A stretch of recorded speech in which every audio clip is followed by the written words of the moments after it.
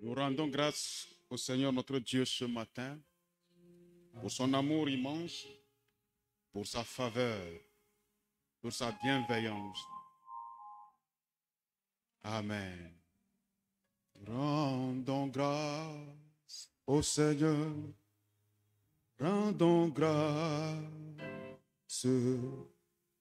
rendons grâce à Dieu pour son amour. Rendons grâce au Seigneur, rendons grâce, toute la grâce. Rendons grâce à Jésus pour son amour. Dès le matin, les oiseaux chantent pour lui. Louange à Jésus, notre Sauveur. Ah, mon ami, pourquoi ne chantes-tu pas? Oh, Jésus, Jésus, ton Sauveur.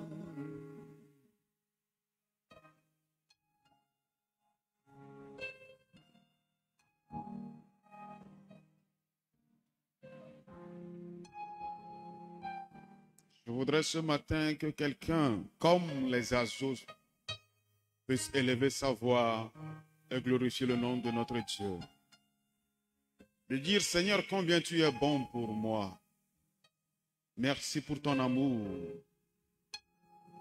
Les oiseaux qui ne sèment ni ne moissonnent, tu veilles sur eux, tu les protèges, tu les nourris. À plus forte raison, moi, l'homme que tu as créé à ton image, à ta ressemblance, à qui tu as donné les aptitudes de la création.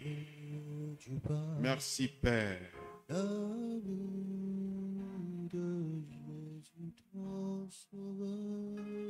Au nom de Jésus. Amen. Nous sommes au rendez-vous de l'étude de la parole de Dieu. Je voudrais dire l'école du dimanche.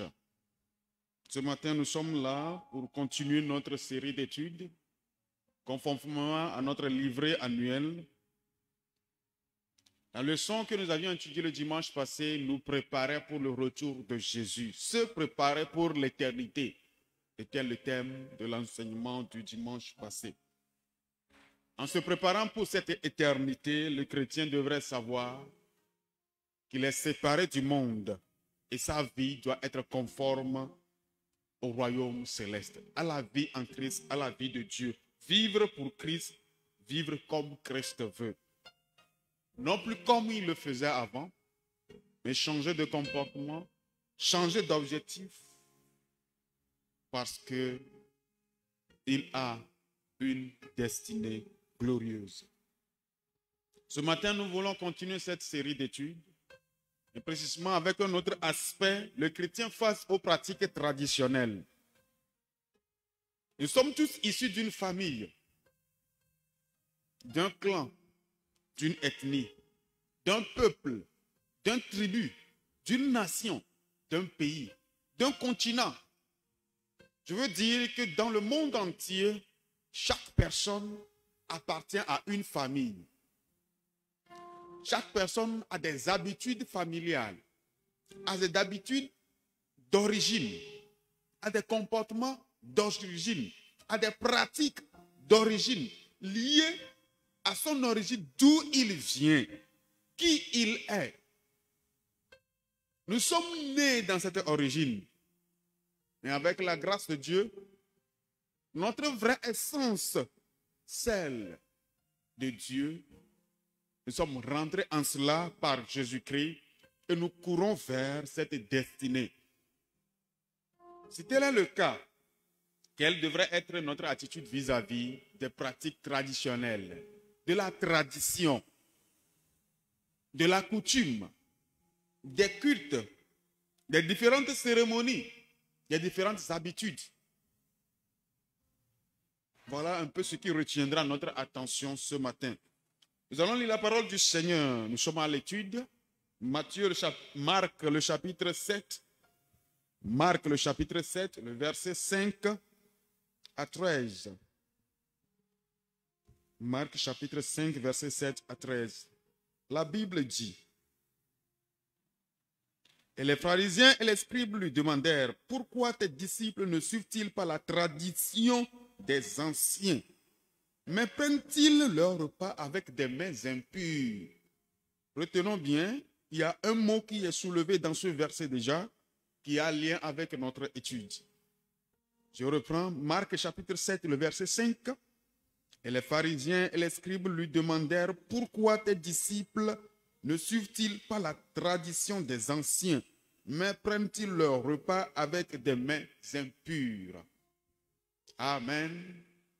Jésus leur répondit: Hypocrite, Ésaïe a bien prophétisé sur vous, ainsi qu'il est écrit: Ce peuple m'honore des lèvres, mais son cœur est éloigné de moi.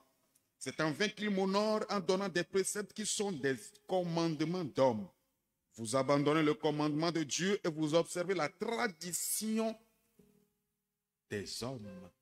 Vous abandonnez le commandement de Dieu, le commandement de l'amour, de la paix, de la justice, de la fidélité, bien d'autres.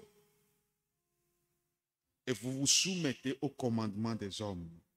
Il leur dit encore: Vous anéantissez fort bien le commandement de Dieu pour garder votre tradition. Car Moïse a dit: Honore ton père et ta mère, et celui qui maudit son père et sa mère sera puni de mort. Mais vous, vous dites: Si un homme dit à son père ou à sa mère: Ce dont j'aurais pu t'assister en corban, c'est-à-dire une offrande à Dieu, vous ne le laissez plus rien faire pour son père ou pour sa mère, annulant ainsi la parole de Dieu par votre tradition que vous avez établie.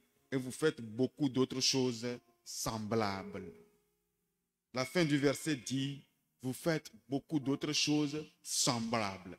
Cette expression de beaucoup d'autres choses semblables, nous la retrouvons également lorsque la parole de Dieu nous parle des œuvres de la chair. Dans Galates, le chapitre 5, à partir du verset 19, Paul termine ses œuvres de la chair en disant ces autres choses semblables. C'est quoi les choses semblables? Ces choses semblables sont dans notre habitude, notre manière de faire, que facilement nous arrivons à adapter pour dire que ce n'est pas encore grave, c'est acceptable. Bien-aimés, je voudrais d'entrée de jeu nous dire que l'adoration de Christ, ce n'est pas une formalité. Ce n'est pas facultatif. Il faut adorer Christ dans la justice, dans la piété, dans la droiture. L'adoration de Christ, ce n'est pas du syncrétisme. Faire un peu de la vie du monde et un peu de la vie en Christ, non. Un pied dedans, un pied dehors. Dans les révélations de l'apôtre Jean d'Apocalypse, le Seigneur disait à son église: Puisque tu n'es pas chaud, tu n'es ni froid, je ne peux pas te garder dans ma bouche. Je te vomirai. Un pied dedans, un pied dehors, non. Ce matin, nous allons nous attarder un peu sur la définition de ces termes. La tradition, qu'est-ce que c'est? La coutume, la culture, qu'est-ce que c'est? Et aussi, nous allons nous poser quelques petites questions qui pourront nous aider à savoir si la pratique devant laquelle nous nous retrouvons, est-ce qu'elle est en relation correcte avec notre foi? Est-ce qu'elle avantage notre foi? Sinon, comment faire? La tradition est la transmission par la parole des faits historiques, de coutumes et des légendes. C'est la transmission par la parole des faits historiques, des coutumes, des légendes. C'est l'ensemble des biens culturels que nous héritons de nos aïeux et qui se transmettent de génération en génération. L'ensemble des opinions, des manières de faire, des croyances également. Tout ceci est regorgé dans la tradition. D'entrée de jeu, vous comprenez déjà que quand on parle de la tradition, on parle également de la coutume, de la culture, du culte également. Parce que la tradition en soi n'est pas forcément mauvaise, mais la tradition à laquelle est associé un culte doit être vu de près par le chrétien afin que ce culte qui est une adoration ne vienne pas entacher sa foi. Parce que sa foi aussi, c'est déjà une adoration à son Dieu. Amen. La coutume est la façon de vivre héritée du passé. La façon de vivre héritée du passé. Aujourd'hui, il y a une façon de vivre, je ne sais de quel passé la jeunesse d'aujourd'hui l'a hérité. Je veux dire le port des pantalons sur ou bien en bas des fesses. Je ne sais de quelle génération la jeunesse d'aujourd'hui a hérité cette habitude.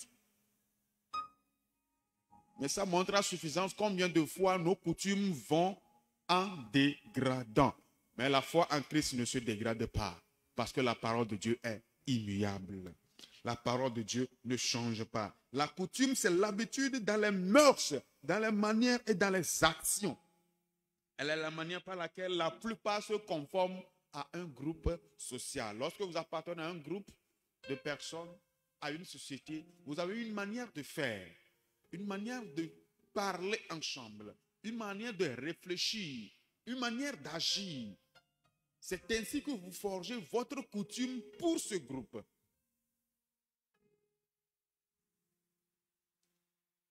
La culture, c'est l'ensemble des données acquises et transmises au sein d'un groupe social. Selon l'UNESCO, la culture est l'ensemble des traits distinctifs spirituels et matériels, intellectuels et affectifs qui caractérisent une société.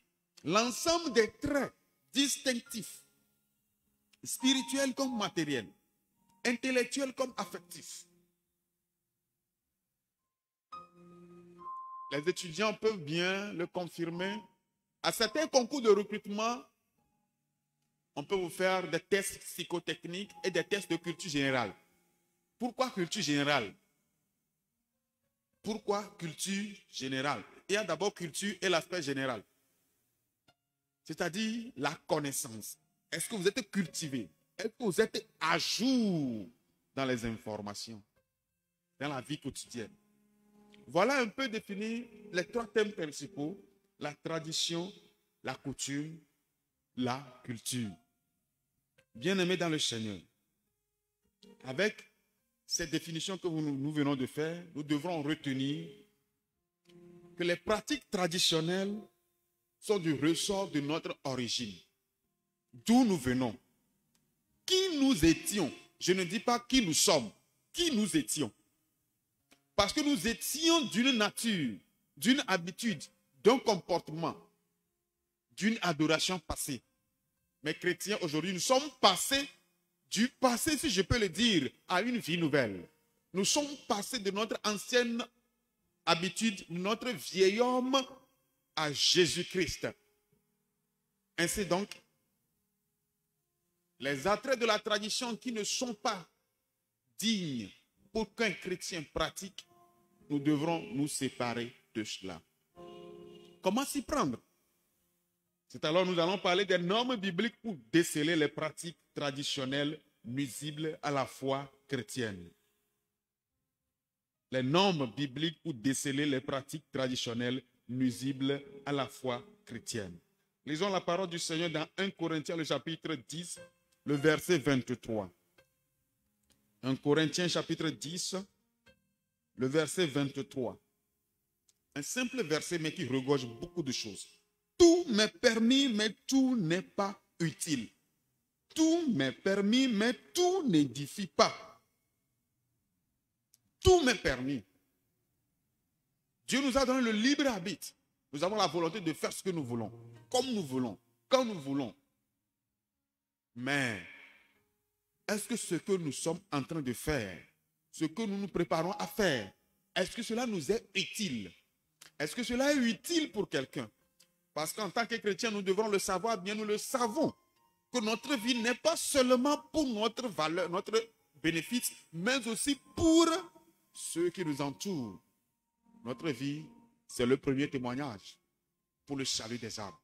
Est-ce que ce que je m'apprête à faire, ce que je fais, si un non-chrétien, quelqu'un qui n'a pas encore donné sa vie à Christ, me voit faire ceci,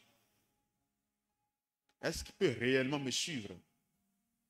Ou au pire, si un chrétien qui porte le même nom, la même identité que moi, me voit pratiquer telle chose, est-ce que sa foi n'aura pas un coup fatal?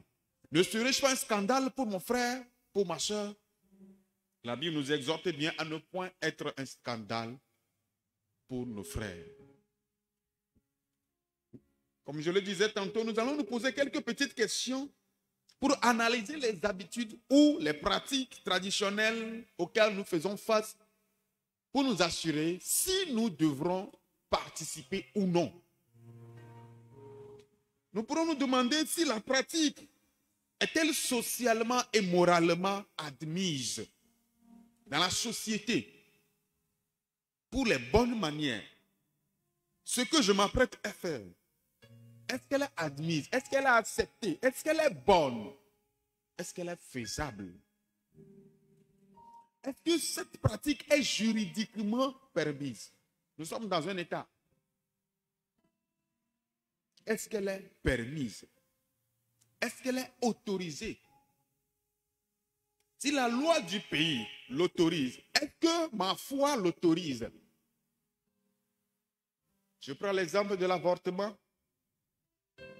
Les lois sont votées pour valider l'avortement. Mais est-ce que ma foi chrétienne autorise l'avortement? C'est la grande interrogation. Non seulement je m'interroge sur la vie sociale, sur les règles qui régissent la société dans laquelle je suis, en tant que personne physique, en tant qu'homme vivant sur la terre, mais je m'interroge sur les règles qui régissent ma vie en tant que chrétien dans un monde spirituel, dans un monde céleste, selon la parole de Dieu. Est-ce que cette pratique est permise? Est-ce que cette pratique m'honore ou bien elle est avilissante? Est-ce qu'elle est avilissante?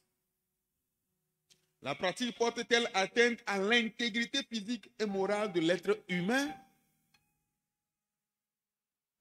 Est-ce qu'elle porte atteinte à l'intégrité morale, physique de l'être humain?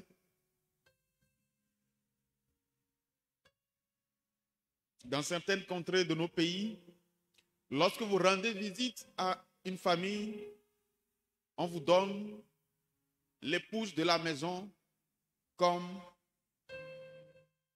objet d'accueil. Je veux dire, on vous donne l'épouse de la maison, vous couchez avec elle, pour qu'on vous dise combien de fois on vous accueille chaleureusement.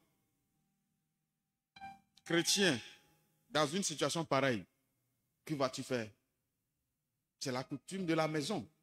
C'est la tradition de ces peuples. Si je veux même parler de l'excision qui est pratiquée sur les jeunes filles, ce sont des pratiques traditionnelles qui ont des raisonnements vraiment difficiles. Et ces pratiques portent atteinte à l'intégrité de ces personnes. Le chrétien que nous sommes, nous devons être éveillés. La pratique est-elle dédiée à une divinité? Est-ce qu'elle a une origine basée sur une divinité? Les cultes que nous célébrons, ou bien les cultes auxquels nous sommes invités, quel est le soubassement de ces adorations? Les pratiques qui se font, les pratiques auxquelles nous sommes invités à participer, quel est le soubassement spirituel? Très important. Très, très important. La pratique traditionnelle à laquelle je me prépare à me soumettre est-elle en phase avec mes convictions chrétiennes? Ça me rappelle notre aïeul Daniel et ses compagnons en Babylone. Il a dit à l'eunuque, nourris-nous seulement des herbes vertes. S'il te plaît, laisse les mains du roi à part et juge-en. Quelle est cette foi? Je voudrais par ce point, dire à quelqu'un ce matin, quel que soit le défi auquel tu fais face, rassure-toi, lorsque tu es fidèle à Dieu, lorsque tu es serein dans ton adoration, lorsque tu prends des résolutions à l'honneur de Dieu, Dieu a l'obligation d'honorer son nom. Dieu a l'obligation de te faire relever ce défi afin que son nom soit toujours glorifié. Ils ont décidé d'honorer Dieu plutôt que d'honorer les hommes. Ma conscience ne me condamnerait-elle pas quand je me soumets à la pratique en présence des autres frères dans la foi? Chacun un village. Nous sommes au Togo. Et dans nos villages, nous savons comment les cérémonies sont faites. Si un frère de mon église m'accompagnait dans ce village et assiste à ce que je fais, ou bien assiste à ce à quoi on m'a invité et que je participais, qu'est-ce que ce frère dirait? C'est l'interrogation qu'il se faut. Au-dessus de tout, je dis souvent, en tant que chrétien, nous devons nous poser une grande question. Une grande question. Si Christ était à ma place, si Jésus était à ma place devant cette situation, que va-t-il faire ou que va-t-il dire? Je répète, si Christ était à ma place, si Jésus était à ma place devant cette situation, que va-t-il faire? Que va-t-il dire? Si tu trouves la vraie réponse à ce que Jésus fera à ta place, fais-le. Si tu n'en trouves pas, tais-toi, ne fais rien. Amen. Si tu n'en trouves pas, tais-toi, ne fais rien. Mieux vaut te taire et ne rien faire que d'agir dans l'inconscience et maladroitement affecter la foi des frères et sœurs dans la foi. Bien-aimés dans le Seigneur, ce matin, nous avions parlé de la première partie de notre étude sur le chrétien et les pratiques traditionnelles. De la tradition, qu'est-ce qu'elle en est? La coutume, la culture et les normes bibliques qui devraient nous aider. Les quelques interrogations que nous devrons nous faire afin de nous assurer si réellement ce que nous nous apprêtons à faire glorifie Dieu. Ce que nous nous apprêtons à faire n'affecte pas notre foi. Ce que nous nous apprêtons à faire ne scandalise pas un frère ou une sœur dans la foi. Ce que nous nous apprêtons à faire amènera une âme perdue à Christ. Que le Seigneur nous soutienne. Amen. Amen. Nous sommes ainsi arrivés à la fin de notre présentation du jour. Nous allons prier le Seigneur. Nombreux sommes-nous exposés à ces pratiques. Beaucoup de choses se passent dans nos familles respectives. Et des fois, nous sommes contraints d'accepter. Je dis bien, nous sommes contraints d'accepter par respect. Mais, jugeons-en encore ce matin. Faut-il obéir aux hommes ou bien à Dieu? Faut-il obéir à la tradition ou bien à la parole de Dieu? Prions le Seigneur. Merci Père pour cette opportunité. Notre souhait, c'est de venir à toi et vivre pour toi seul. Demeurer dans ta faveur, parce que c'est elle qui nous fait du bien. Afin que nous puissions venir vers toi, nous joindre aux anges et célébrer ta louange. Passons notre temps devant toi pour te louer. Seigneur Jésus, nous te prions au cours de cette étude, donne-nous la compréhension nécessaire et la foi suffisante afin de décider d'être ferme, d'être résolu devant toute situation qui nous fait chavirer, devant toute situation qui nous éloigne de toi, devant toute situation qui nous amène dans le péché. devant toutes sortes de pratiques traditionnelles qui tendent à saper notre foi fondée sur toi. Jésus de Nazareth, fortifie-nous et aide. Au nom de Jésus. Amen. Soyez bénis.